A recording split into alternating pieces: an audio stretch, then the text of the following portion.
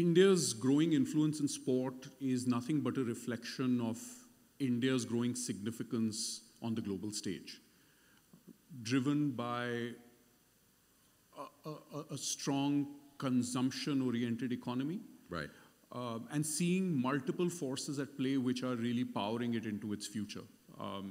As far as media and entertainment is concerned, I think at the core of it is the accelerated digitization. Right. You know, the ubiquity of screens, be it mobile screens, linear TV screens, or connected TVs. We are seeing growth across all three. The upward socioeconomic mobility, which means there is more discretionary spends and lifestyles are becoming much more important. Health and recreation in terms of its priority in the consumption basket is going up. We're also seeing consumer-focused enterprise like never before, which means it isn't one model that's fitting all businesses. Businesses are innovating with models which help and drive growth. We're also seeing technology adoption and deployment at scale, right? So what does it take to serve hundreds of millions of consumers across different kinds of devices, different kinds of data connections across the country? And all of that is really fueling the consumption of media in the country. The launch of Jio Hotstar was really the coming together of Jio's connectivity and Star's creativity, leading to more connections. You know, at times, we are guilty of believing that our platforms are about the content we serve. Right. They're not. The platforms are about the consumer journeys we shape on the platform. It's the connections that consumers forge when they're on the platforms. And the central premise of Jio Hotstar and JioStar as a network is that this is the place or the destination for infinite consumer journeys which can genuinely be personalized for each and every consumer over a period of time as we learn more about what the consumer, each and every consumer wants to watch, and also deliver events at scale which bring together people to really feel one thing or many things, but in a single moment of time. And that's where the experiments with live events have come from. It comes from our learning in sport, right, but it also comes from our learning in this wide portfolio of entertainment content we have, and bringing them together by telling stories, by delivering experiences. We are trying to fashion a new stream of content which brings together the best of sport, but also the best of entertainment. So the aggregated, all-in-one, all-at-one-time sense of belonging to a community mixed with or blended with the storytelling and the rich cultural feel of what events of significance in the country would be like. The context now, as you've applied technology and a new way of looking at consumers and the experience across sports, you've obviously been investing in this space for a long time at Star and Hotstar, but now it's gone to a new level as JioStar's come together. Tell us a little bit more about that and how that's played out and how you've been thinking about it. So I'm glad you mentioned that, Vivek. Over the last decade and a half, Star and now JioStar has actually been the biggest private investor in Indian sport and in Indian media and entertainment. Right. Largely with the mission to build what we believe can be a media and entertainment economy, but more than that, a media consumption economy, which is much larger in scale to anything that could have been imagined.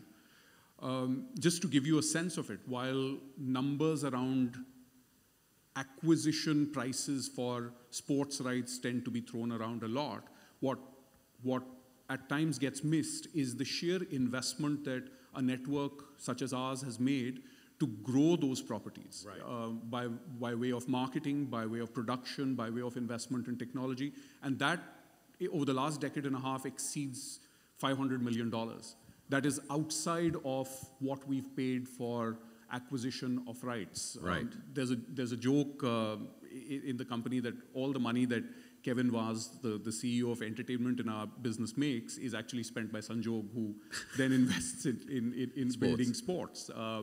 But all of that is in the service of the platforms we have, because we believe sport serves as a recruitment funnel to bring in viewers and fans at scale, who then can be taken on a journey on a platform which could entail a live event, it could entail a Hindi entertainment show, it could entail one of our new originals, which is marketed on the back of a big sporting event. And a recent example of that is the returning season of Criminal Justice, which benefited significantly by launching in the last week of IPL. Right. So, and more than half the viewers who actually come in to watch live sport end up watching at least one other piece of content. You know, whether it was at Star and now, of course, at JioStar, there's been a substantial investment made to make sports scalable and appealing for all kinds of consumers and all kinds of segments.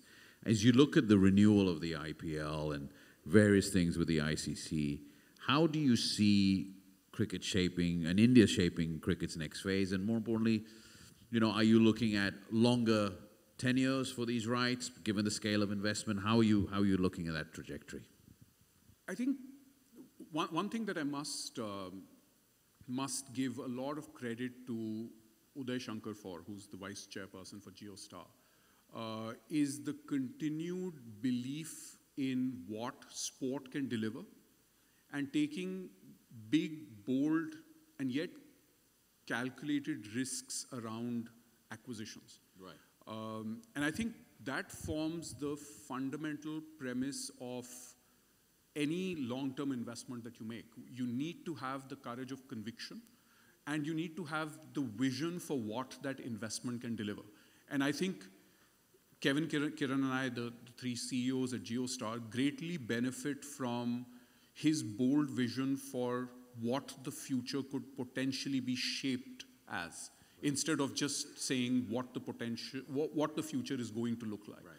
And I think it's with that forward outlook, or almost a future backward outlook, that we've been making continued investments in sports. So if you pull back and look at what sport delivers for the platform, and then start taking measured risks around what you need to invest today to build a platform of tomorrow, and how you go about shaping it. I mean, for sport, at one end of the spectrum, we're straddling the passive attention economy by making live scores available on Cricinfo. Right. This is for a user who just wants to know what the score is on the fly. At the other end of the spectrum, you have deep immersive experiences in the form of swiping to be able to see the latest highlights, or being able to watch the hero of the match anytime you want to engage more deeply with him or her, or his or her perspective. So what we are creating again is a suite of experiences on the platform. Sport, or acquisition of the rights, as you said, really forms the raw material or the crux of what the platform has, but isn't the platform itself. And I think the vision for the platform is that with the acquisition of the rights, you'll be able to unlock value which currently doesn't exist, but can be created going forward. And it's really the vision for that value which dictates our investments and the scale of investments we make.